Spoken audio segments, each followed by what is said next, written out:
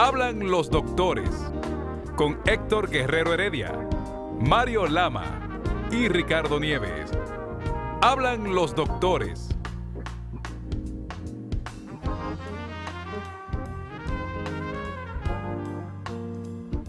Televidentes de su programa Hablan los doctores. Hoy miércoles nos acompaña el doctor Mario Lama. Mario, ¿cómo estás? Buenos días, Eladio, buenos días a todos ustedes. Son las 6 de la mañana. Así es. Comenzamos ya la semana tarde, casi es viernes. Casi es viernes. ¿No te fijas? Sí. Óyeme, un país como el nuestro es viable tantos días feriados, porque en lo que va de año como que la gente no termina de arrancar, no termina Semana Santa cuando viene el feriado largo del Día del Trabajo, y antes de Semana Santa, par de feriados largos. ¿Aguanta este país todos estos días sin trabajar? Es mi pregunta. Aparentemente lo aguanta porque Lo aguanta se sigue haciendo este tipo de cosas. Es verdad. Cuando todos sabemos que la productividad y el pueblo que no produce, el pueblo que no es disciplinado, el pueblo que no tiene meta, que no tiene forma de enfocar el futuro, justamente se pasa el tiempo de fiesta en fiesta. Tú sabes que me extrañó mucho, y ya estoy viejo, pero lo voy a hacer ahora. Me extrañó mucho que la mayoría de los colegios privados, después de Semana Santa, el lunes no trabajó. Así es. La mayoría de Pero los siempre colegios... es así, siempre lo hacen así. No entiendo. Que los estudiantes llegan cansados, que los padres llegan cansados. Un día más, el lunes, después de Semana Santa, los colegios, sin que los muchachos vayan al colegio. Se termina el año escolar, ahora en mayo, pero te cobran junio. Exacto. Ese es el otro agregado.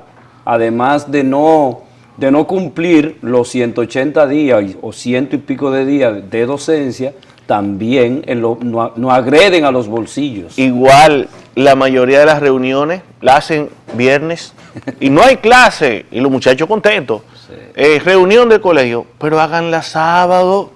Oye, ¿por qué algo administrativo, burocrático, que no le compete de manera directa a los estudiantes? De manera indirecta sí, porque todo lo que se hace en la institución favorece o beneficia al estudiantado, pero háganla sábado. Porque, ¿por qué parar las clases de los muchachos para una reunión de profesores o administrativa? No, es que eso no es en horario de clase, eso es horario adicional, porque eso es otra cosa. Entonces aquí nosotros paramos la jornada por cualquier cosa. Mire, Eladio. Mario, quiero brindarte una taza de café. Una taza de café, muchas gracias. Junto con un vaso de agua para empezar la mañana. ¿Tan temprano un vaso de agua? Sí, siempre hay que tomar agua. Dicen los médicos que hay que beber agua. Hay que tomar agua. Dicen los médicos. Oye, dicen los doctores que hay que tomar agua. Eladio, se cumplió 13 años de promulgada la Ley de la Seguridad Social. 13 años ya, Mario. Sí, acaba de cumplir 13 años, el 5 de mayo, con algunos logros, con muchas dificultades y con muchas cosas que hay que superar. Tú estás hablando de la ley 4201 y 8701. Sí, señor. Cierra el año 2013 con unos 5.7 millones de afiliados. ¿Cuánto? Aproximadamente 5.7, cuando debería tener más de 10 millones de afiliados, con dos sistemas de los tres que contempla la Ley de Seguridad Social funcionando, uno que no ha podido entrar, que engloba el 50% de los trabajadores informales de este país, que son los que no cotizan de manera directa, que son los que trabajan como en las esquinas, independientes, los dueños de colmado, el dueño del pequeño taller de el dueño mecánica, del pequeño de taller, el pintor, el electricista, el plomero, todas esas personas informales que trabajan pero no cotizan, pero le gastan al Estado. Le gastan Porque, ¿Cómo le gastan? pero claro, cuando un plomero que tú lo llamas y tú le pagas 2,000 pesos, es un sueldo, un salario, y el otro le paga 3,000 por un trabajo, facturó al mes 30,000 pesos. Tiene 2 hijos, una mujer bajo su amparo, pero no paga, no le aporta al sistema de seguridad social, se enferma y lo lleva al hospital Robert Rick Cabral. ¿Con qué seguro va? Con el ninguno. Con el ninguno. Y cuando va a Robert Rick Cabral, ¿qué hace Robert Rick Cabral? Le da servicio. Le da servicio. Y cuando interna al niño y le pone un suero y le pone antibiótico y le pone analgésico y le baja la fiebre y le hace análisis, ¿qué pasa con el Estado? Están gastando el dinero mío y de todos ustedes. Lo que aportamos. Lo que aportamos. Entonces, ese 50% que no aporta, está consumiendo el 50% del dinero de los que aportan. Entonces, ¿cómo es posible que todavía a este nivel ese sistema contributivo subsidiado, que tiene 50% posiblemente de los dominicanos trabajadores, de los dominicanos trabajadores, no estén bajo el amparo de la Ley de Seguridad Social? Increíble. O sea, no existe ningún mecanismo para que esta gente pueda introducirse en el sistema. Hay muchos mecanismos, porque mecanismos en este país hay para cobrarte y para hacerte pagar lo que tú tienes que pagar. Uno de los propósitos de la Ley de Seguridad Social es la universalización de los servicios. Todo dominicano ya hoy debió tener una tarjetica. Usted no trabaja, usted lamentablemente el Estado tiene que subsidiar el sistema de seguridad social. Bueno, usted entra al sistema subsidiado contributivo. Pero espérese, usted es pintor, usted tiene que aportar bajo esta forma. El Estado le va a aportar una parte, pero usted tiene que aportar otra parte, que tiene que hacer un compromiso con el Estado. Sí, pero ahí viene el discurso que se utiliza: yo no puedo, yo soy un padre de familia, yo no puedo cotizar porque no tengo recursos. Ahí viene ahí viene entonces la selección de quién entra y quién no. Eladio, si usted es un padre de familia que no trabaja, y usted lo demuestra, ¿dónde usted debe entrar? Al sistema que establece eso, sistema subsidiado. Pero Eladio Hernández, todo el mundo lo conoce. Usted no puede decir que usted no trabaja, porque hay los mecanismos de establecer quién trabaja y quién no trabaja. Eso es evidente, hay mecanismos. Entonces, lo que hay es que buscar la forma de que ya esta universalización de los servicios y de la población se complete. ¿Y las autoridades en ese sentido, hay alguna referencia? Tendríamos que invitar a las autoridades para que nos respondan esto, porque yo estoy viendo lo mismo que tú ves. Yo estoy viendo que en el sistema subsidiado hay apenas 2.7 millones de dominicanos. 2.7. En el contributivo, que son los que pagan, que son los que mantienen el sistema, hay 4 millones y pico de dominicanos. O sea, 4 millones y pico de dominicanos están manteniendo el sistema de seguridad social cuando debiesen estar incluidos otros 6. Otros 6 millones. Entonces, no hay injusto, es injusto y no se sostiene. No se sostiene. ¿Tú crees que puede colapsar? No, colapsó hace mucho. ¿Cómo así, Mario? Bueno, ¿Cómo que colapsó? Eladio, hace mucho tiempo, en una de las declaraciones que hicimos, que está publicada, habíamos demostrado el déficit que tiene el sistema de seguridad social, o que está arrastrando el sistema de seguridad social, que es un déficit enorme. Y eso está registrado en la prensa. Y en su momento revisamos todo esto.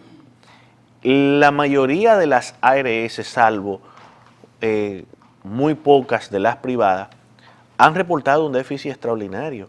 Y una de la pública tiene arrastrando un déficit enorme. ¿Por qué? Porque la finalidad de SENASA es dar servicio de salud. SENASA tiene que tirarse... Gratis. No gratis, pero bajo los protocolos que establece la Seguridad Social. Y el SENASA, como no, su finalidad no es lucrarse, invierte en la salud, por ejemplo, dando cobertura a muchas cosas que incluso no están contempladas en la Ley de Seguridad Social. A ver si yo te puedo seguir entendiendo. SENASA es del Estado. SENASA es del Estado. Y el sistema también lo administra el Estado, el sistema de salud. Entonces, ¿cuál es la función de SENASA en ese sentido? SENASA es la ARS del sistema de seguridad social, que es el subsidiado. Okay. Pero además puede vender los contributivos. Pero se diseñó básicamente para darle servicio a esas personas que el Estado tenía que hacerse cargo. Okay. Y por eso, dentro de los fondos que entran en la seguridad social, se le aporta un dinero por cada afiliado que tiene, que es la cápita. Okay. Entonces, ¿qué sucede? La cápita es lo que... que se le asigna a una institución por cada afiliado, lo que establece el sistema. Por ejemplo, un afiliado... el sistema establece que por cada afiliado que tiene una ARS tiene que darle tanto. Ok. Entonces, eso que se le da, la administradora de riesgo de salud tiene que administrarlo. Entonces, ¿qué pasa? SENASA administra eso, pero además, o sea, no administra prácticamente gestión financiera, es gestión de salud, a diferencia de las privadas. Tú te enfermas, tú perteneces al SENASA y no te cubre un medicamento, por el SENASA, como su finalidad es dar servicio, y dice, no, este caso lo evalúa y te asigna posiblemente cobertura. ¿Qué hace eso? Hace que se encarezca, se le gaste posiblemente más de lo que se contempla, sí. Y entonces llega un momento y dice, bueno, igual que los hospitales, la mayoría trabajan en rojo. ¿Por qué? Porque tienen que dar servicio, la finalidad es dar servicio. ¿Qué hace una administradora privada? Dice, bueno, no te cubre. O sea, que ahí es donde aparece que tú tienes que vender tu casa, tú tienes que vender lo que tienes. No sé, no te cubre, Eladio. Eso análisis. No, espera. Entonces tú estás en defensa del otro sector. ¿De cuál sector? Del sector privado. No te estoy diciendo que no te cubre. Lo que hace el afiliado para cubrir ese servicio de salud que necesita, lo estás analizando tú. ¿Qué hace entonces el afiliado? Tiene que buscar los recursos para poder tener salud. Gracias, Eladio. Gracias por ayudarme. Entonces, esto es así. Entonces, 13 años y hay que revisar esto. Hay que revisarlo, Eladio. Entonces, ¿quién se supone debe revisar todo este sistema? Todos los que componen el sistema de seguridad social que está establecido. Pero además, muchas voces, entre las que nosotros nos incluimos, están señalando desde hace muchos años que el sistema hay que revisarlo y hay que hacerle modificaciones para que funcione, pero sobre todo adaptarlo a la realidad dominicana, porque fue una experiencia que se extrapoló de Colombia, de otros países que no guardan, básicamente de Colombia, que no guardan las mismas características que nosotros, que no tienen el mismo sistema hospitalario que nosotros, que no tienen la misma cultura de salud que nosotros. Aquí el sistema es muy personalizado, muy individualizado, con un sistema hospitalario que necesita todavía grandes modificaciones y grandes reestructuraciones. Se está trabajando hacia eso, pero posiblemente nos faltan 8 o 10 años más. O sea, los 3 niveles de atención. Los 3 niveles de atención que establece el sistema todavía en incapacidad de darlo, porque aquí ¿cuántos médicos de familias tenemos? Aquí no hay una población de médicos. Solo hay una universidad de familias que puedan hacerse cargo del primer nivel de atención. Posiblemente no haya suficiente material para eso. Porque una de las cosas que nosotros debimos haber empezado, por ejemplo, el primer nivel de atención, que es la atención primaria, es en donde se educa a las personas para prevenir enfermedades. Y además, Porque lo costoso es cuando la gente se enferma. además, Eladio, donde se tratan las enfermedades que no ameritan Así es. un nivel de atención más especializada. ¿Qué Un segundo sucede? nivel, ajá. ¿Qué sucede en este país? A una persona le duele la garganta y ¿a dónde va? Al otorrino, Al especialista. al especialista. A una gente le da una gripe y ¿a dónde va? Al neumólogo. Así es. A una gente le da una diarrea y ¿a dónde va? Al gastroenterólogo. ¿Qué debería ser? A una gente le da una amigdalitis, una gastritis o una diarrea, va al médico de familia, al médico general. El médico general maneja eso y si necesita Amerita. llevarlo a un nivel superior, lo manda al segundo nivel. El que lo debe referir. Si el segundo nivel nota que tiene que ser transferido a uno más especializado, lo manda al tercer nivel. O si del primer nivel se evalúa que tiene que pasar al tercer nivel, se hace referimiento. Pero aquí estamos haciendo una medicina muy cara. Aquí la medicina se está haciendo con especialistas. Y encarece los servicios. Cuando usted llega a un gastroenterólogo con un dolor de estómago, ¿qué hace el gastroenterólogo? Vamos a hacerle una endoscopía. Así es. Eso es billete. No es que billete. Posiblemente lo lleve, Eladio. Óyeme, no entre en pero, esa pero hay un cadena. Costo, no, pero hay un costo. Es que no es que el especialista está haciendo la medicina de tercer nivel, Eladio. Segundo nivel. De tercero. De tercero. Si una persona llega a donde un cardiólogo, ¿qué es lo primero que le hace el cardiólogo? ¿Qué le hace el cardiólogo? Un electro.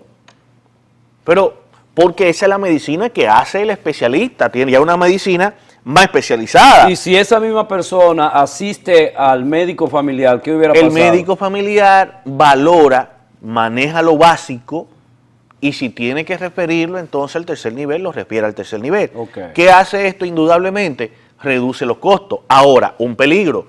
Ante un sistema que no tiene la capacitación del médico para que maneje ese universo, ¿qué puede pasar? Que empeoren las enfermedades. Porque si llega un paciente a un lugar de primer nivel con un médico que no está en capacidad de manejar o de detectar esos eventos, ¿qué va a pasar? Cuando llegue al tercer nivel, van a llegar deteriorados. Sí. Si se puede incrementar los índices de mortalidad. Entonces, o sea, esto es complejo. Esto es muy complejo. Esto no es tan fácil. Que vamos a entrar al primer nivel de atención. Estamos en capacidad. Díganme cuántos médicos familiares tenemos. ¿Quiénes van a manejar eso? Y van 13 años. Y van 13 años. ¿Cuántos médicos familiares tenemos? ¿O vamos a poner médicos generales en primer nivel de atención? El médico general en 4 años sale con los conocimientos básicos, señores, de medicina. No se crean. Todos pasamos por ahí. Suelten un abogado recién graduado a un caso para que usted vea se lo comen lo que entre pasa. pedazos. Se lo comen entre pedazos. Suelten un ingeniero recién graduado y póngalo a hacer un edificio. Sí. Ponga a un ingeniero recién graduado a hacer un edificio para que usted vea lo que pasa. O ponga a un ingeniero recién graduado a hacer un puente. Tiene los criterios básicos, pero necesita la práctica, el conocimiento, la pericia, lo que se gana con los años y con el diario hacer. Cuando todos salimos egresados de la universidad, creemos que somos los más duros, los que más sabemos, pero los años nos van demostrando que hay un nivel de aprendizaje diario. Por ejemplo, los trastornos somatomorfos o somatoformes, en el aspecto psiquiátrico, en el aspecto psicológico, las personas simulan enfermedad. Entonces, si no hay el experticio, estas personas pueden ser referidas a un segundo, un tercer nivel, cuando en realidad estas personas lo que tienen es problemas psiquiátricos, problemas psicológicos. Es muy complejo, Eladio. Sumamente complejo. Hemos avanzado pero debemos redoblar los pasos porque estamos todavía muy atrasados en los niveles que deberíamos tener. Otra cosa, Eladio, que nos preocupa, a la Organización Mundial de la Salud acaba de emitir una alerta para los países del mundo, redoblen sus esfuerzos y entren bajo los esquemas que se están estableciendo a nivel internacional con una enfermedad que se pensaba controlada, que es el polio. Dios mío. Mario, vamos a hablar de todo este anuncio de la Organización Mundial de la Salud después de estos comerciales. Hablan los doctores con Héctor Guerrero Heredia, Mario Lama y Ricardo Nieves. Hablan los doctores.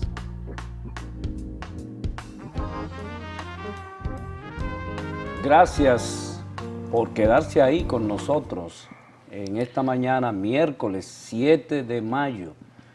Nos acompaña en la mañana de hoy el doctor Mario Lama y su servidor Eladio Hernández. Hay Mario, una alerta.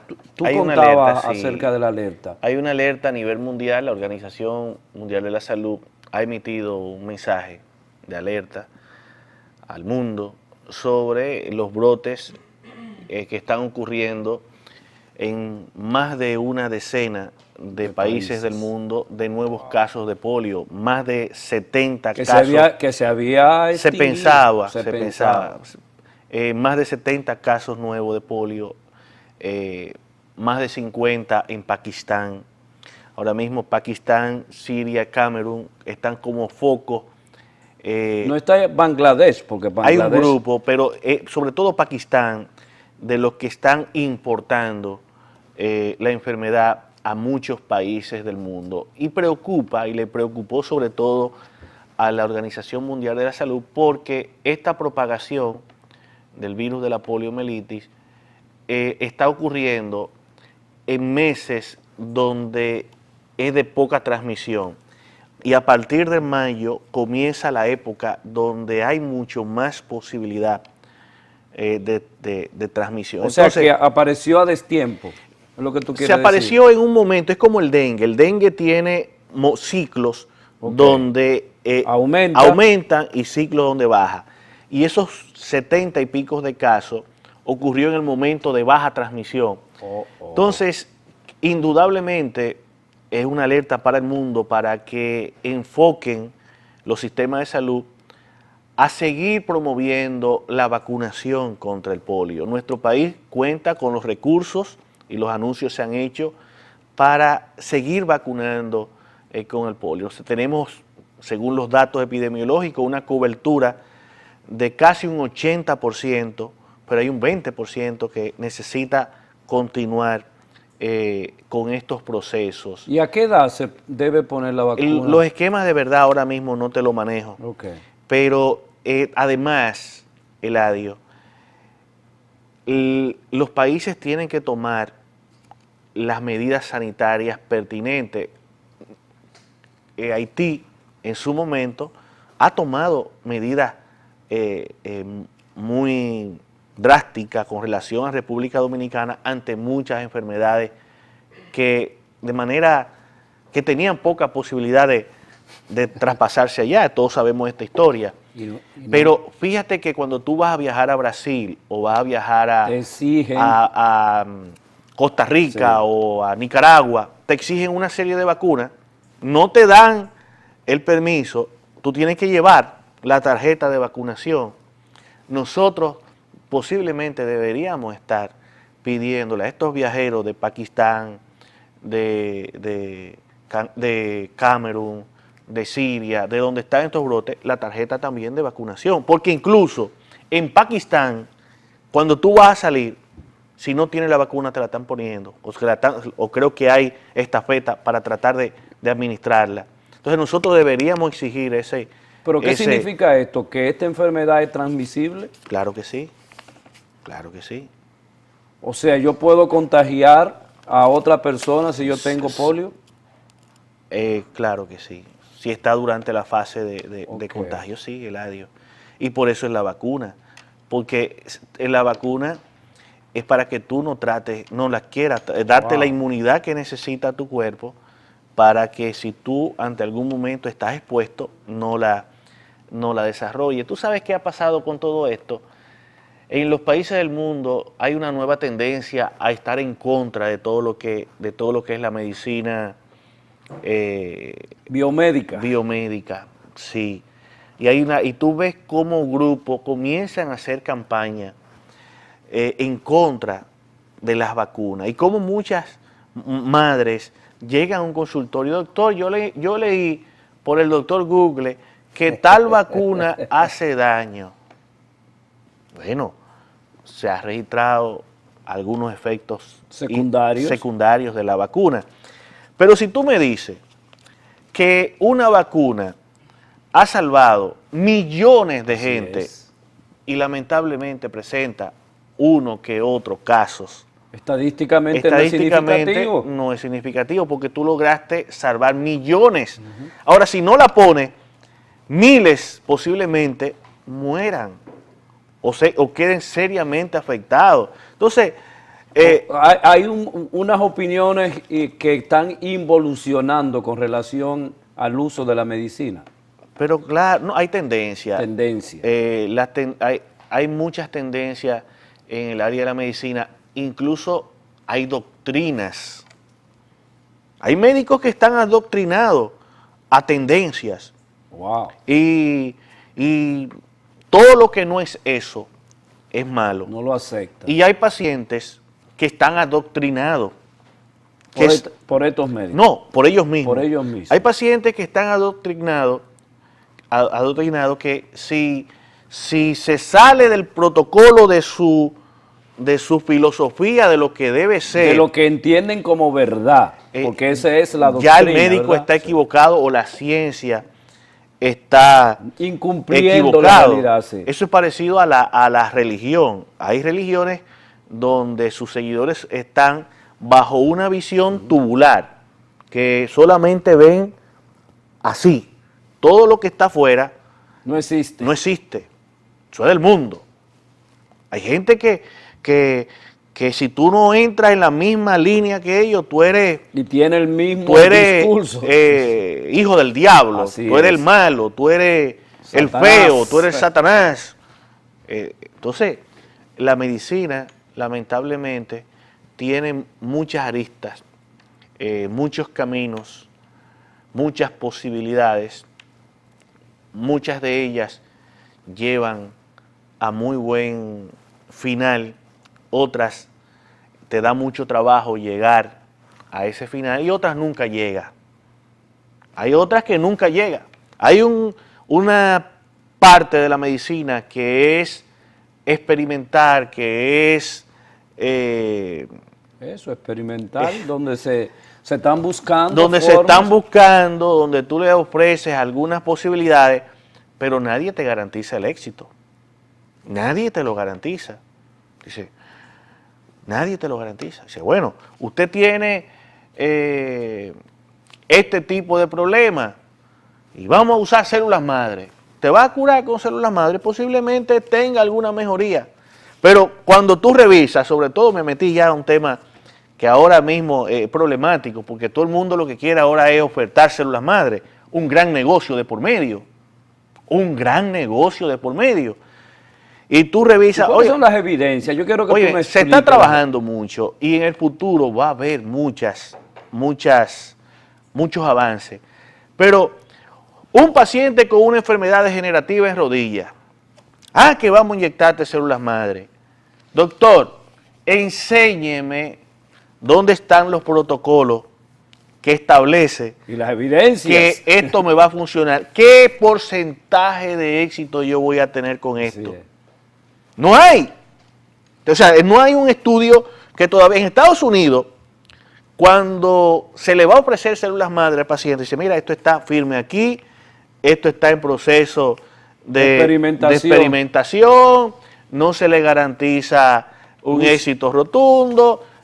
Entramos ahí si usted quiere esta alternativa. ¿Usted firma o no firma? ¿Usted firma o no firma? Que en el futuro, muchísimas aplicaciones, posiblemente sí. Pero ahora mismo, que se te está cayendo el pelo, células madre, o plasma rico en plaquetas, que estás arrugado, plasma rico en plaquetas, que te duele el pecho, plasma rico en plaquetas o células madre, que te duele la rodilla, tal cosa. Una tendencia a todo quererlo. Un boom. Pero un gran negocio. Un gran negocio. Ve a averiguar cuánto cuesta. Ve a averiguar cuánto cuesta. Miles de dólares. Wow. Cada tratamiento. Entonces, dígame qué usted me justifica. Porque cuando ¿Cuáles usted son va, las evidencias para o el qué uso de establece? eso? Porque cuando tú tienes un esquema terapéutico X para una enfermedad, tú sabes más o menos la posibilidad de éxito está establecida. Este esquema terapéutico da resultado en un 86%, en un 90%, en un 60%. Cuando usted tiene un cáncer de tal tipo, en tal estadio, y usa tal tratamiento, tiene una sobrevida de tanto. Entonces, eso todavía no lo tenemos establecido con eso. O sea que Sí. me metí ese tema para decirte que hay muchas vías y que hay muchas Y tendencias. a propósito de eso, un ginecólogo, como en el caso tuyo, hablando de células madre, ¿en dónde se recomienda el uso de células madre en ginecología? ¿Hay algunos casos muy específicos? ¿Hay alguna evidencia de que Mira, se ha obtenido algún tipo de resultado? Sí, se están obteniendo resultados. En pacientes con insuficiencia ovárica, esa menopausia precoz, se están trabajando en la reestructuración del tejido ovárico. Hay muchas aplicaciones, Eladio. Lo que pasa es que es un campo todavía nuevo, que en el futuro va a tener muchas aplicaciones. Y el mensaje mío en este momento no es que no funciona, es que no es ese, es que hay una tendencia ahora a que todo quererlo manejar por ahí, y no es así, y se le da como alternativa, como única alternativa, y como la mejor alternativa, y en muchas de las veces no es así, Eladio. Busque el billete. Muchas de las veces no es así. Claro, que usted me enseñe un listado de beneficios y de enfermedades que aporta beneficios, sí, también. Lo que estoy diciendo es que tenemos que tener cuidado y que la medicina solamente en una vía no es la mejor medicina. Las tendencias en la medicina no son buenas. Cuando usted lleva un niño a un pediatra y se resiste a vacunarlo, usted no le está dando posiblemente la mejor de las posibilidades a sus hijos. Y ahí es un problema ético y un problema de vida o muerte. Claro, que la persona se puede resistir, sí, porque usted tiene el derecho. Esta fue una discusión que se hizo aquí, derechos y obligaciones de los pacientes. Ahora, en algún momento debemos discutir esto. Ahora, muchas veces, por estas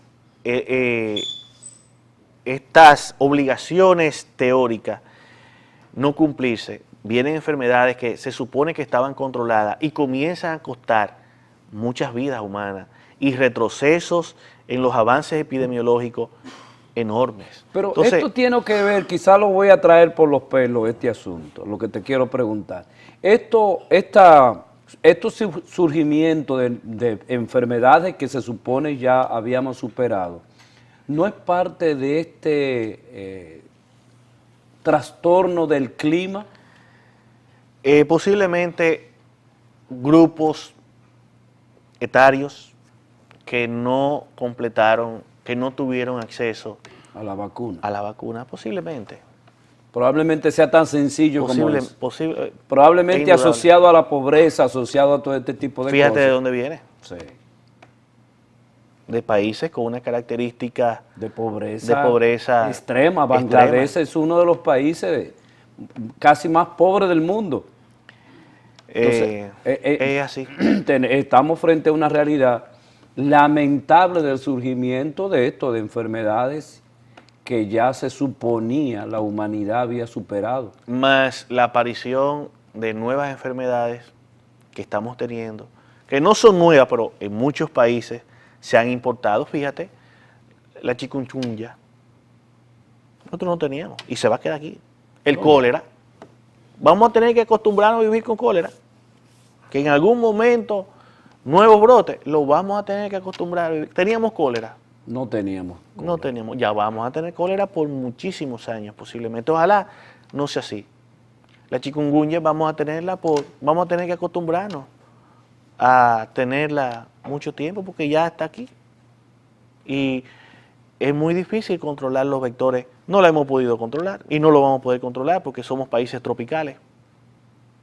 Sí, podemos, yo no sé, pero aquí yo no sé si realmente es un problema de educación, si es un problema de intervención de las autoridades con relación a velar por la educación comunitaria en términos de la protección de salud, puesto que, ¿cuál es el presupuesto que tiene salud pública? Poco. Apenas poco. Un 1 y tanto, no llega a 2%. La inversión en el sector salud, menos del 2% del Producto Interno Bruto. Pero tenemos que acostumbrarnos a vivir con eso. Si tú vives en un río, al lado de un río, tienes que estar acostumbrado a que pueda haber inundaciones. Sí, el sistema, Mario, y tienes que tener un sistema que cuando venga la inundación tú puedas contenerlo.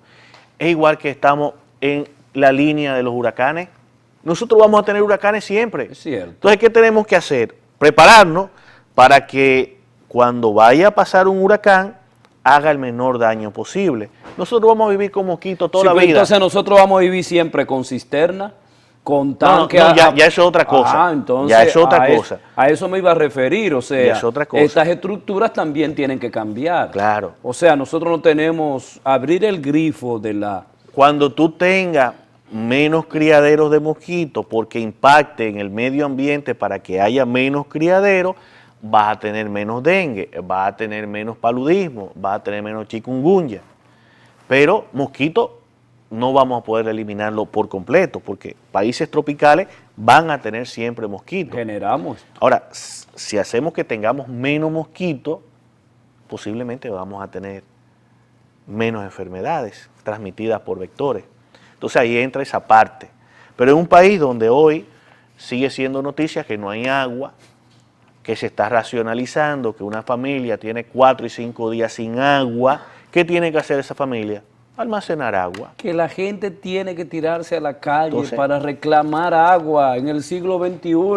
En un país donde se están destruyendo los recursos naturales todos los días, donde no estamos trabajando en esto y estamos deforestando, no hay jornadas de reforestación, de cuidado de la cuenca de los ríos. Y tú ves camiones extrayendo materiales de los ríos. El agua cayendo, el agua de nuestros ríos. En un país de montaña y de mares que tenemos escasez de agua, entonces... Con un desierto que tenemos al lado, porque al lado de nosotros el otro país tiene un desierto. Entonces se nos va a complicar realmente si nosotros no empezamos a pensar en la realidad nuestra y estas enfermedades que se supone se habían superado. Si nosotros no prestamos la atención debida, podemos también nosotros tener este tipo de acontecimiento que está pasando en el mundo. Así es. Ojalá esto no suceda, ojalá que usted que no está viendo, pueda usted también pensar en que alrededor de su casa debe haber la suficiente calidad de higiene en el sentido de su vecino, usted que lo haga en términos de los recipientes que están en el patio, y que se hagan campañas. Mira, yo no veo colegios que hacen tantas cosas, celebrando cosas de afuera, inmerso en campañas que impacten en nuestros hijos y en nuestro país. Esos colegios que deberían tener un día especial para ir a sembrar árboles. Miren, vamos a hacer una jornada de siembra de árboles, vamos a hacer una jornada de limpieza, vamos a hacer una jornada de tal cosa, de crear conciencia ciudadana. Yo no recuerdo haber visto un niño de esto sembrando un árbol. Y si nos lo piden, uno contribuye a que los niños de uno puedan trasladarse a la montaña, que puedan empezar a hacer esa labor. Primero veo al Ministerio de Medio Ambiente hablando de reforestación. ni de la deforestación, ni de la quema de los árboles. ¿Cuál es la campaña? ¿Cuál es la educación que se tiene con relación a esto? Eso no existe, Mario. Ah, que vamos a racionalizar el agua, no, también, ok, pero vamos a trabajar para que a largo plazo tengamos mucha agua. Pero nada, Eladio, ya se fue el tiempo. Se fue el tiempo. Mañana volvemos. Mañana las estamos, 6. sí, estamos de nuevo aquí con ustedes a las 6 de la mañana, de 6 a 7, de lunes a viernes. Un equipo de médicos tratamos permanentemente temas que tienen que ver con la salud y con la realidad social que vivimos nosotros, los dominicanos, que estamos y que vivimos en esta isla. Pasen buen día, señores.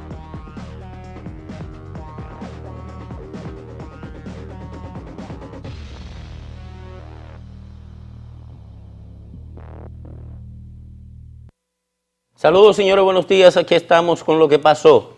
El señor Ángel Acosta, Félix, y el señor Alfonso Crisóstomo. Buenos días, ¿cómo están? Buenos días, señor Páez, buenos días a los televidentes, buenos días, señora Acosta, buenos días al equipo de producción y naturalmente que estamos aquí, entre chikungunya y guerra en Ucrania, entre complicaciones judiciales y otras cosas, pero como decía Celia Cruz al final de sus días, sobreviviendo. Vamos a saludar, primero buenos días a todo el país, a la República Dominicana, a mis compañeros, el poderosísimo Domingo Páez y nuestro amigo Alfonso Crisóstomo. Vamos a saludar a Fafa Tavera, que está viendo el programa en este momento. Mira, a propósito de Fafa Taveras, que tiene una loable posición frente a la impunidad, aunque muy politizada, muy partidarizada. Fafa es muy partidarizada. un instrumento de la vida política de la nación. Bueno, si lo vas a relajar no voy a hacer comentarios No, porque es el mío un es serio. instrumento de la vida política de la nación. Ah, ahora te pusiste serio, No, pero ahorita estaba relajando. No, nunca yo Cuando lo relajo, dijiste Domingo. la primera vez, sí. Nunca he relajado cuando yo me siento en esta mesa. Nunca. Bueno, el hecho es que Fafa tiene una admirable posición respecto a la lucha contra la impunidad, con la que yo estoy de acuerdo, solamente le desmontaría un poco del tinte partidario, que él me lo partidariza mucho. Y tú sabes que yo el problema de la corrupción, yo no lo partidarizo, y menos el de la impunidad. No te saco de tu análisis si te pregunto, te hago una pregunta. Sí, no, cómo no. Cuadra bien tus ideas para que no se te me pierda. Mira, Domingo. Oye, ajá. ¿En qué punto él lo partidariza? Para yo saber, porque reduce el problema y la responsabilidad sobre el problema a un partido político. Ok, pero si tú le pones un aderezo al análisis, que me imagino que es lo que hace Fafa cuando hace análisis, le pone un aderecito, y tú dices, Domingo, en la vida republicana, que data desde el 1844 Sí. hasta el 2012, no, hasta el 2014, en ese periodo, 170 años de república, el gobierno más corrupto, perverso de la historia de la nación es el de Leonel Fernández. Y entonces tú comienzas a enumerar los corruptos, porque yo te voy a dar una explicación ahorita de qué es lo que por qué se persigue a Víctor Díaz Rúa y a Félix Bautista. No, mira, te planteo lo siguiente. Lo de perverso yo se lo quitaría porque yo no creo Yo te lo voy a demostrar luego. haya habido un gobierno más perverso que el de Trujillo. Y pienso que con las características de la corrupción, con las características que tenía la corrupción en la época, también creo que era el más corrupto si se trata de utilizar el Estado para el enriquecimiento individual o familiar. No hay parangón. O sea, Trujillo convirtió el Estado, el Estado Nacional en un patrimonio personal. En el gobierno de Trujillo se robaba, pero nada más robaba los Trujillo. Correcto, eso es lo que te estoy diciendo. Nunca hubo otro, porque convirtieron el Estado Nacional. Pero nada más lo hacía él, Domingo. No pero importa. Lo que pasó en el gobierno de Leonel. No importa, si lo hacían 5, 10 o 20. Hay que partidizarlo. No, porque nunca se ha convertido el Estado Nacional en un patrimonio personal. Ningún otro gobierno lo ha hecho. Ahora, yo te analizo la corrupción desde una perspectiva que me permite impedir que mis ideas se conviertan en un instrumento de aprovechamiento político de mi lucha contra la corrupción.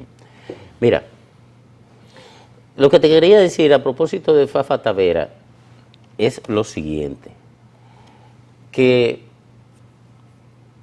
tenemos una situación en el tema de el proceso judicial contra Víctor Díaz Rúa que amenaza con reventar al Poder Judicial. A un estamento del Poder Judicial. Al Poder Judicial en su conjunto. No, porque yo creo que la Sunline explotó a la Suprema en aquella época, lo explotó. Y eso merece analizarse más que tomando en cuenta los elementos de morbo que siempre están contenidos en una confrontación de funcionarios públicos. Mira, Domingo, cuando yo digo que al Poder Judicial, te quiero recordar que el suprapoder en la República Dominicana lo es el Tribunal Constitucional. Uso mal el término, querido. Digamos que está bien usado, lo que no está usando bien son las ideas, pero es para allá. Tire para adelante. Pero yo no he No, dicho es que ninguna no idea. estamos No, las ideas que no están bien. Pero que no he dicho todavía ninguna. Ahora te voy a decir. Es que no, te dijo ahorita muchísimo. Oiga, que no.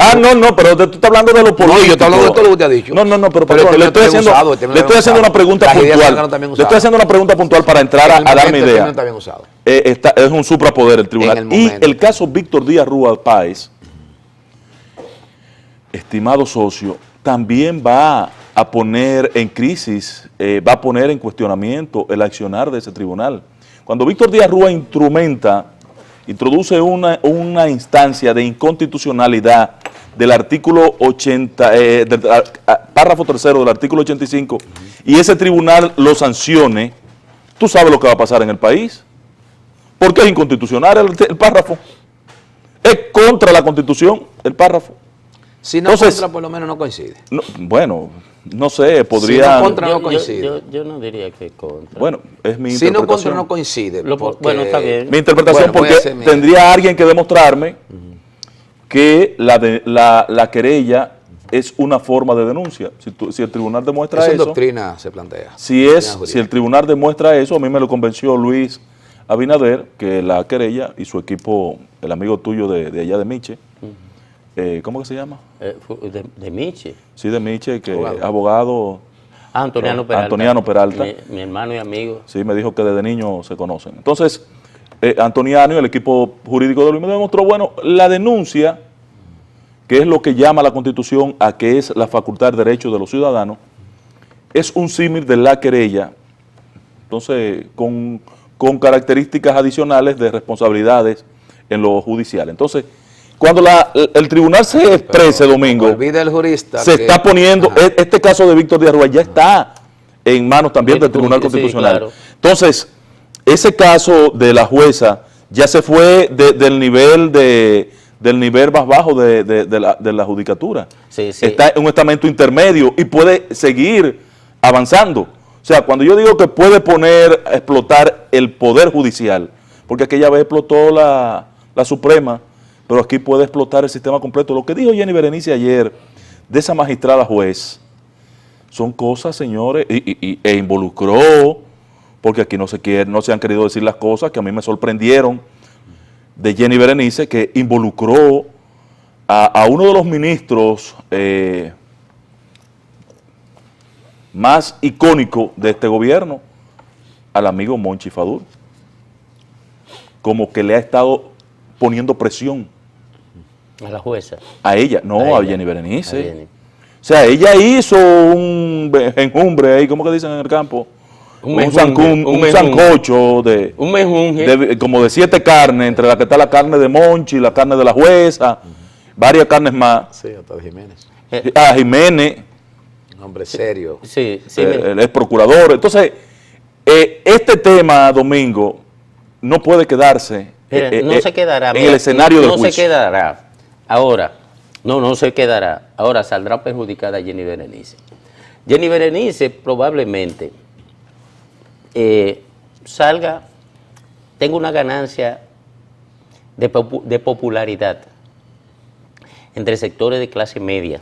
Y de respaldo de algunas ONG que la apoyan. Sí, la clase media, la ONG la mantienen clase media y respaldo de alguna ONG alimentada con recursos extranjeros, porque Estados Unidos también quiere que aquí se combata la impunidad. Probablemente, no sé en qué otro país, pero en estos momentos la posición norteamericana es que se enfrente la impunidad. Y parece que hay compromiso con algunas cabezas. Y hay gente que se ha extralimitado. Y eso explica, sin menoscabo de la integridad de Domínguez Brito, eso explica las posiciones de Domínguez Brito. Y explica en gran medida las posiciones de Jenny Berenice. No así las posiciones de Olga Diná, que parece que que tiene una mujer inteligente igual que Jenny, pero tiene un sentido del poder que no está vinculado a la estridencia. En el caso de Jenny Berenice tiene un sentido de poder que está vinculado a la estridencia. Y con un poquito de vedetismo también. Sí, exacto. Eso implica la estridencia. Exacto. Entonces, Jenny va, que no es que yo estoy en desacuerdo con nada de lo que está haciendo Jenny, yo no sé si fuera fiscal, si yo actuaría igual, no puedo meterme en esa ropa, pero sé que va a recibir un tablazo por una razón sencilla, aquí con toda esta decisión. Porque lo que se da en la lucha contra la corrupción, cuando tú vas a enfrentar a alguien con mucho poder y que tiene detrás de sí, porque Víctor Díaz Rúa no es Víctor Díaz Rúa. Oye, a nadie que piense otra cosa. Víctor Díaz Rúa es la expresión de un poder. Y si ustedes quieren, yo les cuento más. O de varios poderes. No, de un gran poder. De un poder político y de varios factores de poder, porque hay factores de poder que están, económicos, sí, también. Que están incursionando a su lado. Que fueron favorecidos claro, por Víctor Díaz Rúa y se sienten expresados en Víctor Díaz Rúa. Entonces, ¿qué pasa? Que esa es una lucha que tiene aristas que pueden ser destructoras. Y cuando tú enfrentas poderes así, tú tienes que cometer pocos errores. Incluso tienes que cuidarte no solamente de los errores políticos, sino hasta de los errores técnicos.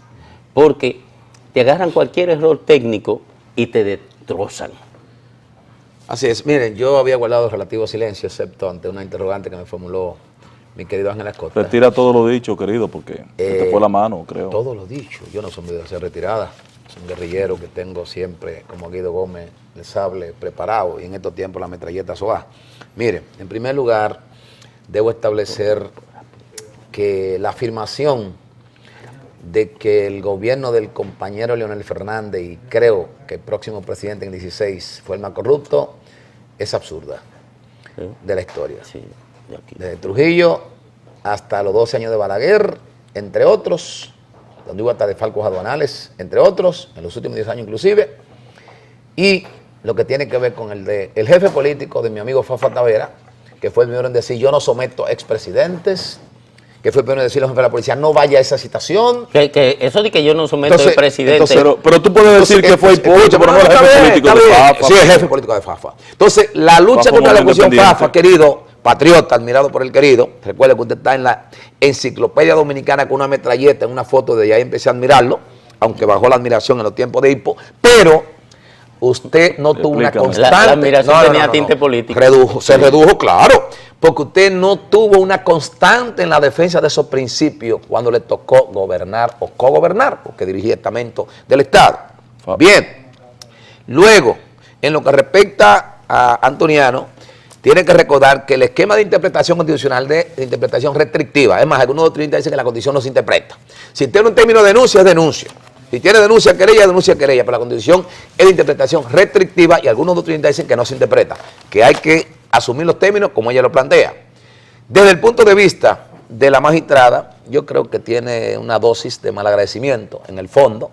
En segundo lugar, creo pero que para que si el delito de audiencia le fuera imputable a un fiscal... No cabe en el ejercicio de administrar justicia, el agradecimiento no tiene espacio. Sí. No. Sí, porque, ¿Cómo es posible? Sí, porque se cuida la forma. Se cuida la forma. se cuida la forma. Entonces, ella ha cometido una especie de afrenta en términos delictivos, que no se configura delito de audiencia por no imputarle a un fiscal en plena audiencia, pero sí con respecto a dignidad de la reputación de esa magistrada juez. ¿Entiende el querido? Y lo peor no es que ella hizo, porque yo quiero que en algún momento se refresque lo que aconteció en la escena del juicio, ¿verdad? En el tribunal. Exacto. En el formato, sí, la parte formal del juicio. Correcto. Que ahí Jenny Berenice casi extrae la mesa, le da la mesa, hace de todo. Una cosa fea, señores. Pero ya fuera, en Puerto Plateña, querida, ella repite los argumentos que esgrimió en el juicio. Y ahí es donde ella se hace pasible de ser perseguida judicialmente. A mí me gusta ese debate. Me agrada. Independientemente de... Hasta que se desgreñen, ¿tú quieres? No. Independientemente de dónde se sitúe el cadáver, de qué lado esté el cadáver. Me gusta porque a lo mejor Jenny Berenice tiene razón en la mayoría de las cosas que dijo, pero quizá el procedimiento para hacer valer esa razón se le llenó de espinas, y ahí es que va probablemente a resultar perjudicada. Mira, nosotros tenemos a Guido Gómez Mazara aquí, que va a conversar con nosotros sobre cosas muy interesantes. El candidato a la presidencia del Partido Revolucionario Dominicano, que cual Quijote comenzó una andanza en cuyo ni caminos ni objetivos nadie creía. Yo le otorgaba, sí, pero le otorgaba, aunque lo explicaba, contrario a lo que pensaban un sector importante del PRD, lo explicaba como interesante y lógico lo que él hacía. Y Ángel dijo lo mismo. Y Ángel sí, interesante y lógico lo que él hacía, aunque sin posibilidades. Ahora digo que no, que fue muy interesante, fue muy brillante y hasta posibilidades. Y ahora tiene casi todas las posibilidades. Y hasta posibilidades habilitadas tiene. Porque hay una sentencia del Tribunal Constitucional que no ha sido conocida en su justa dimensión, que define que el gran triunfador de este proceso va a ser es Guido Gómez Mazara. Guido Gómez Mazara. Vamos a la pausa y venimos con Guido. No, ¿ves? La última pausa y venimos con él. Solamente espérenos 2.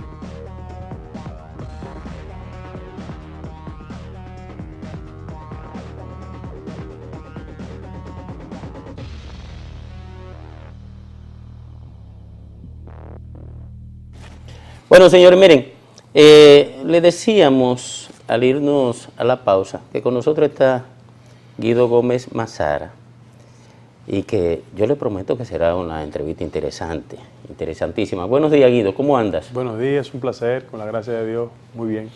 Qué bueno, qué bueno. Miren, parece que el proceso interno del Partido Revolucionario Dominicano no solamente estará entintado por las tensiones, por las necesidades de intervención de agentes externos para que ordenen el mismo proceso, ya ha pasado por el Tribunal Constitucional, y quién sabe si estará en otros tribunales. Yo pronostico que estará en otros. Pero ya se habla hasta de la instalación de estructuras para la generación de campañas sucias a lo interno. ¿Eso obedece a la verdad? Miren, gracias por la invitación. Yo casi siempre hago un esfuerzo por no singularizar el problema de la crisis de los partidos políticos en el PRD. Yo pienso que hay una crisis en el sistema de partidos políticos. Y evidentemente a veces nosotros los PRDistas no tenemos capacidad de tomar control de cómo el comportamiento nuestro desborda las fronteras partidarias.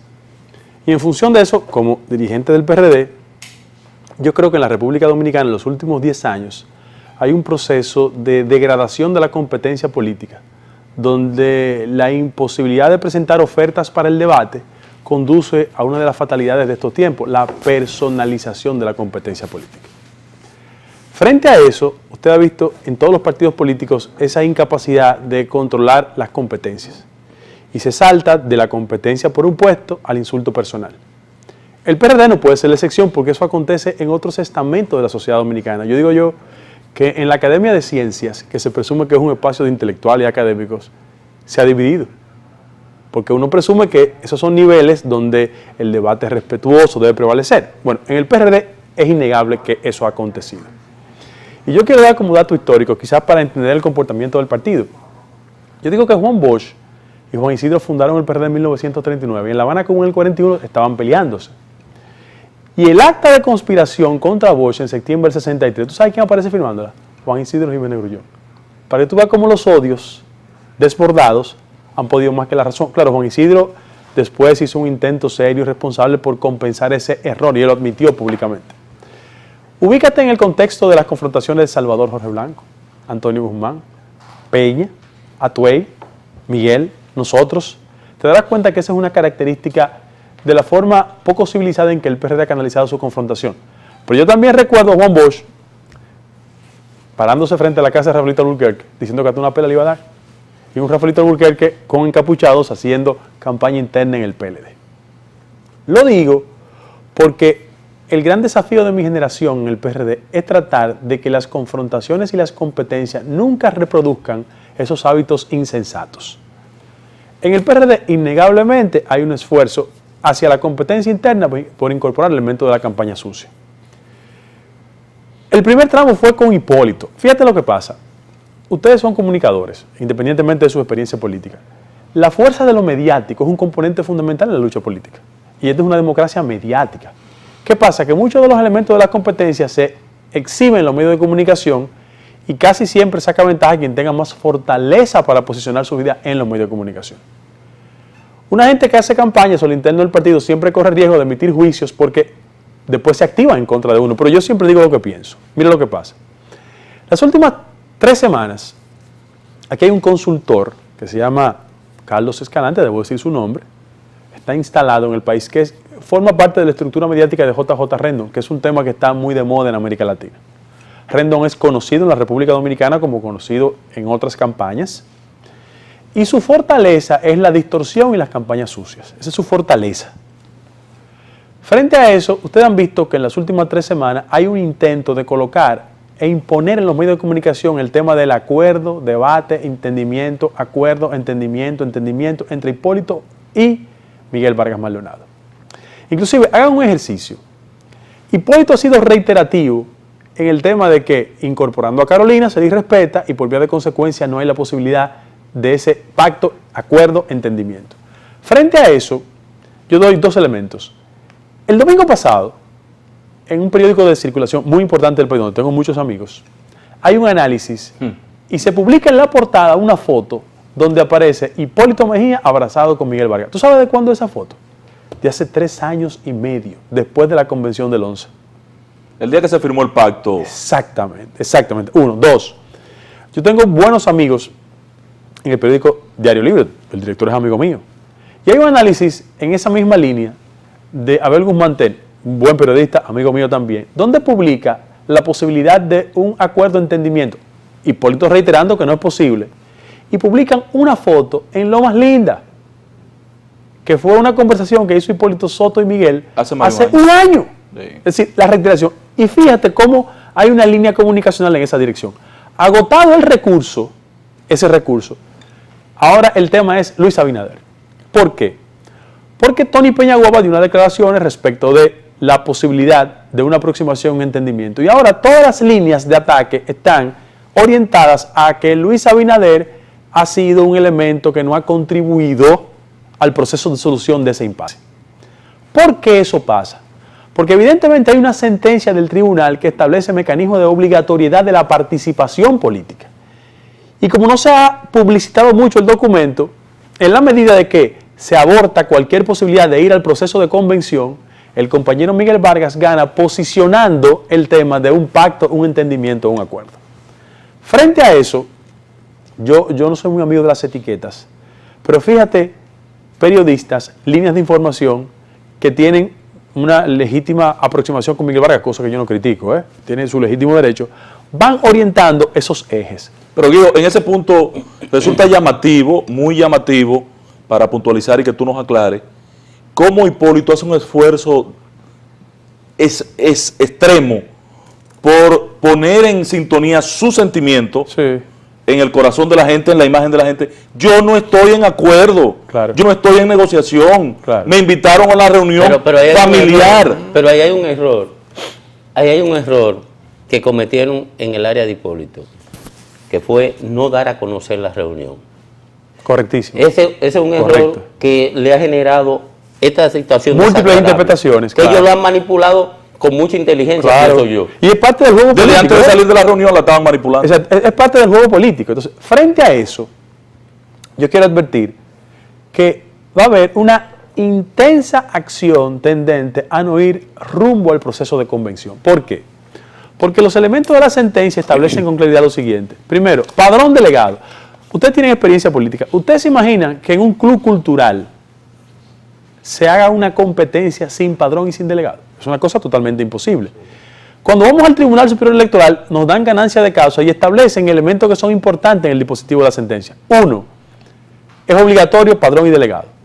2. Tienen que entregarme el padrón. Pero 3. La solución de cualquier proceso convencional en el PRD pasa por el tamiz de una convención mediante voto universal. Porque la estrategia ulterior del sector de Miguel es construir la posibilidad de su candidatura en la presidencia del PRD primero y en la candidatura a la presidencia de la República a través de una votación de delegados. Y fíjate cómo ellos insistentemente dicen, el reglamento del partido establece que 15 días antes de la convención, la Comisión Nacional Organizadora, que es lo mismo, y Miguel Vargas Maldonado, puede impugnar cualquier candidato. No, la sentencia ya ha dicho que yo, junto a otros compañeros, tenemos la categoría de candidato. Frente a esa trampa de carácter legal, ellos van a insistir con el tema. Y van a terminar, sin lugar a dudas, con un tema de campaña sucia. Por eso, apunto, fíjate que voceros del sector de Miguel, con escasa vocación por las ideas y terrible fascinación por el insulto, tienen una línea de ataque a Hipólito, a Luis, y evidentemente van a terminar conmigo. ¿Por qué? Porque aunque yo, es cierto, como decía Domingo, me inscribí en el marco de un ambiente nebuloso, sin padrón, sin delegado, que orientaba a que la gente dijera que era un acto casi de locura, en el trayecto hemos ido construyendo cosas. Y te doy como dato, por ejemplo, mañana a las 10 de la mañana yo voy a entregar el padrón. Que ya está en tu poder. Sí, está en mi poder. Un padrón de 1.1 millón de personas. Entonces le voy a entregar a todo el país el disquete y el padrón para que en un plazo de 15 días comencemos a hacer lo que técnicamente llamamos los PRDistas el cruce del padrón. Para verificar, certificar, porque las causas que excusan y excluyen a una gente de un padrón, la muerte, la sanción disciplinaria o la renuncia. Y sobre esa base, yo te quiero dar ejemplos de orden práctico. Por ejemplo, en la revisión, en el cruce que estoy haciendo, figuras emblemáticas de la capital, Farideh Raful. Farideh Raful es ORH PRD positivo de que está en el vientre de su mamá. Bueno, no está en el padrón. ¿Qué estamos diciendo nosotros? Que la CNO de forma administrativa, como ella ni se ha muerto, Dios no lo quiera, ni ha sido procesada en una sanción interna, ni ha renunciado, que le incorporen al padrón. Te doy otro ejemplo. Sentido común. ¿Tú te imaginas que Sofía Leonor Sánchez Pared, que cuando nosotros no estábamos nacidos, ya estaba defendiendo al partido, está en la región central 1, que es su demarcación, fuera del padrón? Tú dices, oye, pero Sofía Leonor, pero por el amor de Dios, así no. En el este, tú que eres del este, para nosotros don Marcial, pero es Marcial Valera, senador de la provincia, una figura emblemática. Tú dices, oye, pero ¿cómo es posible que no esté en el padrón? Entonces, tú vas auscultando cosas internas que yo creo que fue, bueno, un error técnico que imposibilitó que yo apareciera en el padrón. Y lo que estamos haciendo es un esfuerzo en estos 15 días para que las cosas vayan bien. Hacemos el cruce y determinamos quiénes van al proceso de convención hacia lo interno del partido. Mira, Luis me entregó una encuesta, lo puedo decir, inclusive me consintió que lo dijera, 79-11. ¿Por qué? Porque en el proceso de convención, cualquiera, yo trato de ser objetivo, cualquiera que se hubiese presentado a la candidatura presidencial con niveles elementales de competencia, iba a generar a su alrededor una ira interna contraria a la voluntad de que Miguel prevalezca en la presidencia del PRD. Y cada vez que nosotros hacemos un esfuerzo, por ejemplo, respecto de la competencia, la competencia. Lo que recibimos como respuesta es lo siguiente. Usted tiene un amigo que es amigo mío, que es un connotado PRDista, que fue a mi casa y me dijo, bueno, combina la condición de PRDista con miembro de una alta corte. Que Ay, fue, bendito Dios. por la carencia institucional que hay en este país, que la gente no sabe quitarse el uniforme. Me dijo, mira Guido, es verdad, Hipólito y Luis te van a apoyar, porque el sentido común le indica que ellos evidentemente se van a aproximar a mí. O sea, cuando Faña, que es el jefe agropecuario de Hipólito, es el jefe de organización mío, ¿qué es lo que te está diciendo? Por ponerte un ejemplo. No, toda la estructura del partido, Claro, con quien esté. cuando tú te paras en Puerto Plata, por ejemplo, que digo que Puerto Plata, y tú ves que Paliza está conmigo, bueno, tú sabes que es Luis. Entonces, y hay una especie de correlación. Me dijo, mira Guido, no hay problema. Es verdad, tú adelante, pero yo te voy a hacer una pregunta, y es la primera vez que lo voy a decir públicamente. Me lo dijo el pasado fin de semana, porque inclusive vivimos hasta cerca. Me dijo, de verdad, pero tú tienes $4 millones para competir en el proceso. Yo le dije, ¿qué tú me quieres significar con eso? Me dijo, no, que la fuerza del clientelismo va a tener su impacto en la competencia interna. Nosotros vamos, con esos recursos, él se incluye. El magistrado. Sí, el magistrado se incluye. Nosotros vamos a hacer un esfuerzo por destruirte y reducir la ventaja. Yo le dije, mira, fulano, si ese argumento eres para competir en el Banco Central, yo no tengo problema, o en el Banco de Reserva, una institución financiera, pero yo presumo que el factor dinero desafortunadamente ha contribuido con invertir los valores de la política. Quizá ustedes son víctimas de eso en sus respectivas demarcaciones. Pues los tres que estamos aquí sentados, sí. Pero el Domingo producto... un poquito más, porque a Domingo le dieron en la madre ya fuera del proceso. Ok, porque lo que pasa es que como en la política dominicana lo urgente sustituye lo importante, nosotros nunca nos hemos detenido a pensar cómo el espíritu de lo clientelar está afectando la calidad del producto político en términos generales. No hablo de mi partido. O está en el panorama y busca en el Partido Reformista, en el PLD, en el PRD, en la izquierda y muchos actores en la República Dominicana. Aquí hay políticos esenciales que piensan con faltas ortográficas y tienen un espacio de participación. Entonces nosotros, como clase política, tenemos que detenernos en un punto a pensar si ese es el modelo de partido, de verdad. Si es la fuerza de lo clientelar y del dinero, yo tengo muchas simpatías, pero yo no tengo un patrimonio de ninguna índole, y si lo tuviera, no lo invirtiera ahí para creer que una cantidad de recursos de esa naturaleza podrían ser un elemento competitivo. Por eso, esos dineros dan para rentar, alquilar cerebros, como lo que he citado anteriormente. El que conoce de estrategia política sabe lo costoso que es tener a JJ Rendon. Ultra costoso. Bueno, acaba de salir de Panamá, ¿Cómo no? de las elecciones panameñas. Ese JJ Rendon que él refiere fue asesor de Arias a la presidencia de la República del sector oficialista. Solamente tú lo ves ligado al oficialismo en cada país que va, porque es muy costoso. Salió perdiendo de ahí una derrota monstruosa, inexplicable. Se va a Colombia y ya anda huyendo también de Colombia. Y le acaba de hacer una campaña Y terrible está a Sánchez dañando. Serén del FMLN. Está dañando las posibilidades de Santos de ganar las elecciones en Colombia. Don Guido, buenos días a usted, nuestra admiración y nuestro cariño, porque usted también es un comunicador, aparte de jurista y politólogo. Pensamos lo siguiente, tiene dos predicamentos previos en mi pregunta, ¿no? El primero, partiendo de la historia, o de la relación histórica que usted hace de los conflictos intestinos en el PRD, evidencia que necesariamente el PRD no lo contradice, ni lo divide, ni lo escinde de una fuerza política, sino que eso va en la propia genética del PRDismo histórico, en primer lugar. En segundo lugar, creo que tiene ganancia ya de causa con primero echar el pleito dentro, elogiado por poco al inicio, pero convencido muchos hoy día de que usted tiene razón. Y entiendo que la sentencia por un lado, la participación por otra, los sondeos de opinión que escucho por otra, le están dando ganancia de causa por lo menos en este interregno, en este tramo del proceso. En lo que respecta a usted, ¿tendría en primer lugar aspiraciones a cargos selectivos o de elección popular más allá de la estructura dirigencial o del espacio dirigencial que usted busca en el PRD? En primer lugar. En segundo lugar, ¿cree o no cree usted en la factibilidad, en la viabilidad de la llamada convergencia, habiendo usted sido, digamos que disidente con respecto a su participación dedicada a lo interno del PRD? Con mucho gusto. Mira, yo voy a incorporar lo que es el predicamento del artículo 185 del reglamento del PRD, que establecía la norma de incompatibilidad, es decir, que el que ejerza la posición directiva del partido, no puede aspirar a ninguna posición. Yo lo único que voy a aspirar es a ser presidente del PRD.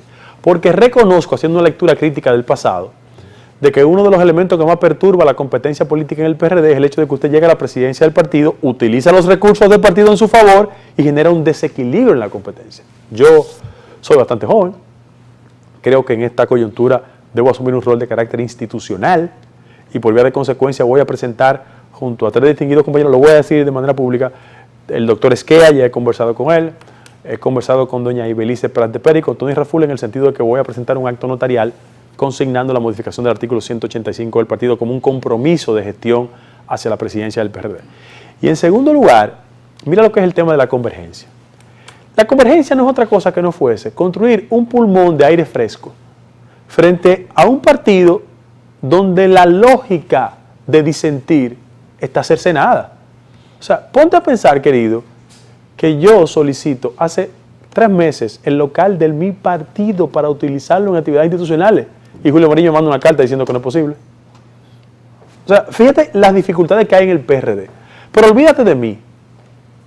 Yo creo que doña Ibelice Prat de Pera es un símbolo esencial del PRD. ¿Tú te imaginas que doña Ibelice haya sido destituida en la forma que fue destituida? Es decir, tiene que haber un nivel elemental de respeto. Frente a eso, la convergencia se construye como un espacio alternativo, pero que es parte de la tradición del PRD. A mí no me gusta hablar de tiempos, pero desde el bloque de la dignidad, la década de los 70, pasando por el Acuerdo de Santiago y el Acuerdo de Santo Domingo, el PRD tiene una tradición de coalición. Lo que yo he dicho con mi inscripción hacia el interno del partido es que el PRD va a ser el líder de esa coalición, la va a encabezar. Porque fíjate que hay visiones encontradas en el compañero Miguel Vargas y nosotros. Yo creo una política de coalición donde grupos emergentes, alternativos, liderazgo social, comunitario, deportivo, construyamos una gran plataforma sobre temas esenciales, que la gente sepa qué pensamos en educación, salud, calidad en el gasto, esos elementos, inseguridad, que es el tema que más preocupa a la ciudadanía. Pero esa es la visión nuestra. ¿Cuál es la visión que tiene Miguel sobre el tema de los pactos y las coaliciones? Él hizo un intento con José Fran Peñaguaba, el país lo conoce perfectamente. ¿Y dónde radicaba ese acuerdo? ¿En definir políticas esenciales? No, en un reparto. 10% de puestos electivos e inclusive un acto de ilegalidad. Tomar el 10% de los fondos del partido para distribuirse por escrito. Entonces, yo siempre he dicho que yo compito no en contra de Miguel Vargas, sino en favor de métodos que transparenten la forma de hacer política, porque mira lo que está pasando en este país. Si en la clase política no hacemos conciencia, plena conciencia de la necesidad de establecer cambios y reconstruir nuestra credibilidad en la ciudadanía, aquí cualquier vengador social se puede detener, generar en la ciudadanía ese nivel de disgusto que hay y construir una opción de carácter electoral. ¿Qué fue Venezuela? Yo soy muy respetuoso de Venezuela, pero Venezuela no fue otra cosa que el colapso de un modelo político que por 40 años no funcionó correctamente y vino Chávez. Ahí están los resultados. Entonces yo pienso que la clase política en la República Dominicana tiene que hacer un esfuerzo sincero para reconstruir su credibilidad. La gente habla mucho, a mí no me gusta usar mucho el concepto de partido único, aunque reconozco que el PLD quiere construir una fortaleza desde lo institucional y desde el Estado. Pero así como uno le impugna el tema de partido único al PLD, aquí hay otros partidos únicos. Por ejemplo, los partidos emergentes son técnicamente únicos porque tienen un dueño, un presidente. Ve a los partidos emergentes fundamentales, pregunta si hacen convención, si hay alternabilidad, desde el espectro de la izquierda hasta la derecha. Párate, qué sé yo, en gente que yo tengo tanto respeto. José González Espinosa hizo una transición ahora, después de 25 años frente al PTD. Es una persona que yo le tengo aprecio y cariño. Vincho Castillo es el líder indiscutible de la Fuerza Nacional Progresista. Es decir, aquí hay una cultura de partiditos únicos que actúan como cabeza de botín a la hora de distribuir el pastel del Estado. Entonces, si bien es cierto hay una crítica... Con muchos tintes familiares, porque aquí el poder en esos partidos comienza por la distribución de el poder de ellos entre su familia.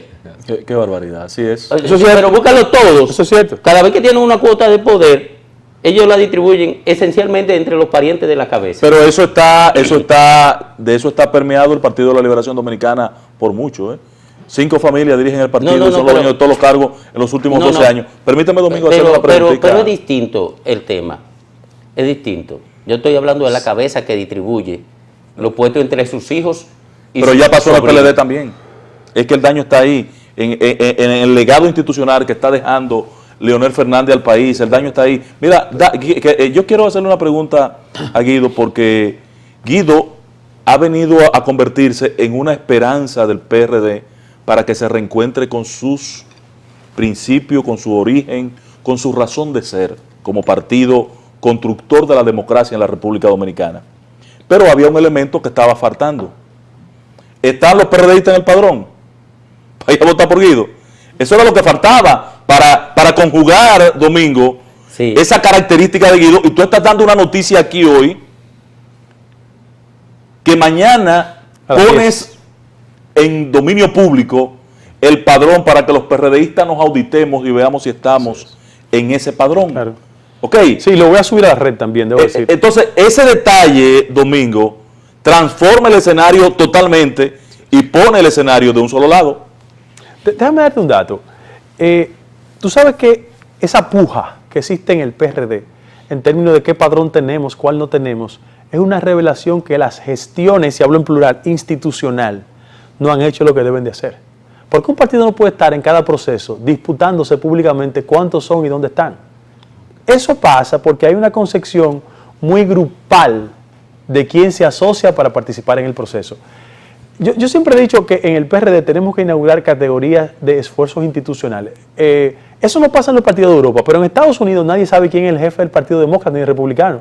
Es un burócrata que está ahí funcionando correctamente. Eso no pasa en los modelos europeos porque, por ejemplo, los secretarios generales del Partido Socialista Obrero Español terminan siendo casi candidatos de su partido. Es una antesala. Pero hay que hacer un esfuerzo serio para que la gente se dedique al esfuerzo de carácter institucional, que garantice transparencia en los procesos de competencia, porque la lógica de lo grupal se ha impuesto en el partido. Y una de las grandes críticas que yo le he hecho, por ejemplo, a las gestiones institucionales de muchos compañeros es que terminan siendo redes de los proyectos presidenciales. Entonces no actúan con el suficiente nivel de independencia porque le deben su éxito de la gestión institucional al sector presidencial que lo impone. Fíjate que yo estoy corriendo mucho riesgo diciendo eso, pero el sector de Hipólito y de Luis y el de Miguel, yo quiero ser reiterativo. Yo no quiero ser presidente del PRD en contra de Miguel. No, yo quiero ser presidente para garantizarle que cualquier sector del partido que compita en un proceso, yo le voy a contar los votos correctamente, tan elemental como eso. Santiago, para ponerte un ejemplo así de práctico, José Jaques, un diputado. Pero José debe saber que si él va a un proceso para la diputación, yo le voy a contar los votos correctamente. Y si él ganó en su demarcación, la ganó. Porque yo pienso que en definitiva, aquí lo que se está disputando es la acreditación del partido como institución, pero en segundo lugar, y ya sí eso es un elemento propio de mis características, y es que yo siento que en los últimos 10 años, nosotros como organización política hemos sufrido una especie de desconexión de la histórica base social del PRD. Eso obedeció a un factor. Cuando salimos del poder, estábamos desvencijados, todos y todas, salvo reconocidas excepciones que hicieron un esfuerzo de buenas relaciones con los medios de comunicación y eso le hizo de trampolín para candidaturas posteriores. Pero frente a eso, el PRD no entendió que el espacio conservador en la República Dominicana fue ocupado por el PLD. ¿En qué sentido? Desde el año 1996, cuando se da el llamado Frente Patriótico, el PLD comienza a hacer crecer su base social sobre el criterio de succionar una parte importante del Partido Reformista. Y en ese orden, cuando el compañero Miguel Vargas toma el control del partido, él hace un viraje equivocado, porque él se quiere ir a un sector social que ya está ocupado, porque el PLD es un partido dominante en esa franja. Y frente a eso, como fue un lugar equivocado desde el punto de vista estratégico, el PRD comenzó a debilitar su base social. Y queríamos que la gente nos acompañara, pero nosotros no acompañamos a la gente. Te doy un tema. ¿Tú crees que es posible? Bueno, ustedes eran congresistas. ¿Tú crees que es posible que el PRD votara por el contrato Barrigol como votó? Bajo ninguna circunstancia. Si nosotros cuatro hablamos fuera del aire, ustedes saben que hay razones ocultas de carácter privado que condujeron al comportamiento institucional del partido. Ustedes lo saben. Usted refiere a camiones que están trabajando en Barrigol, ¿verdad? Sí, no, pero de todo tipo. Mire, terminamos la entrevista, se nos fue el tiempo. Es que falta tiempo con Guido, Domingo. Sí, claro. Tú debes comprar una hora más de programa. Sí, no, nosotros tenemos 2 horas, podemos invitarlo a las 2 horas. Pero no podrían ser 3. Sí, mira, terminamos, de verdad que me siento expresado en esas concepciones de la actividad política que plantea Guido, pero además, ahí lo que se está dando es una batalla en el PRD, que habrá de darse en el PLD posteriormente. En el Partido Reformista no se va a dar porque ya no queda nada ahí.